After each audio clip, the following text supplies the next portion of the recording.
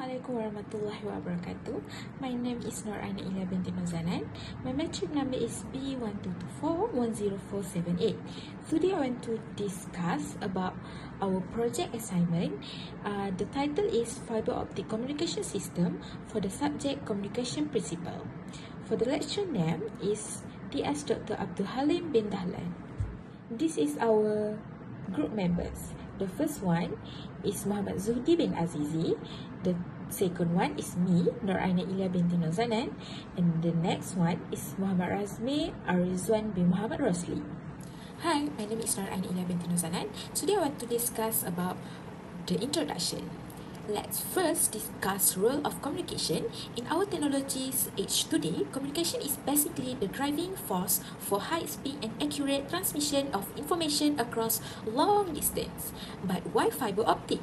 Why we select this technique when there are other methods? This is because optical fiber possess and announce mostly high bandwidth capacity. This is, they process immensely data transferring capabilities. They also experience lower signal loss per lane, and most importantly, they are not susceptible to electromagnetic interference. The core principle, the basic principle of this technology is remarkably simple. Data is encoded and transferred in pulses of light signal via thin fiber made of either glass or plastic. Finally, there is the physical that make this phenomenon possible. Total internal reflection, in other, for the light of travel without spilling out into the fiber, there has to be a reflection back into the core. This is only possible when light traveling from a material of the higher refractive index, that is the core, towards the material of the lower refractive index. That is the cladding at the certain vertical angle. Now that we know the why, let's look at the how. Every fiber optic consists of three basic elements: the transmitting portion, the cable fiber, and the receiving portion. The first one is the transmitter. This is where the magic really happens. It is responsible for taking electrical impulses from our computer or mobile phones and changing them into light impulse with either LED or laser diodes. Number two is the receiver. On the opposite side of the cable, there is the receiver. The receiver has a component known as the photodetector, which detects the light and convert it back into electricity so that the device can receive the information contained in the data sent over the LAN cable. The third one is wavelength division multiplexing, WDM. In order to add greater capabilities to this network, we have a method named WDM. With this method, we are able to send multiple data streams side by side with a single fiber by simply using different color of light. Think of it like creating additional highway lanes without adding any extra spaces of the highway. Assalamualaikum. My name is Muhammad Zuhdi bin Azizi. My number metric B1224100469. Social impact. First, positive impact. Facilitates online learning, teleworking, and global connectivity via undersea cables. Support Industry 4.0 and smart city development. 2. Negative impacts. Digital divide, high installation costs can create inequality between urban and rural areas. Security risk. High-speed networks are targets for cyber attacks and data breaches. Health and safety, laser hazard. First, the risk. Fiber system use infrared light, which is invisible to the human eyes. Next, retina burns. Because the light is invisible, the eyes blink, reflect is not triggered, leading to potential permanent vision damage. Third, prevention. Use optical power meter to check for active signal before inspection. Fourth, wear specialized laser safety glasses. Use video inspection probes instead of direct microscope.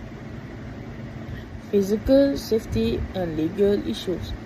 Fiber sharps, microscopic glass fragment from cutting cables are razor sharp and hazardous. Health risks. Sharp can enter skin, pores, causing infection, or be ingested via food and hand, causing internal laceration. Legal Framework Malaysia CMA 1998 governs in networking, infrastructure and security. PDPA 2010 ensure confidentiality of personal data passing through the fiber network.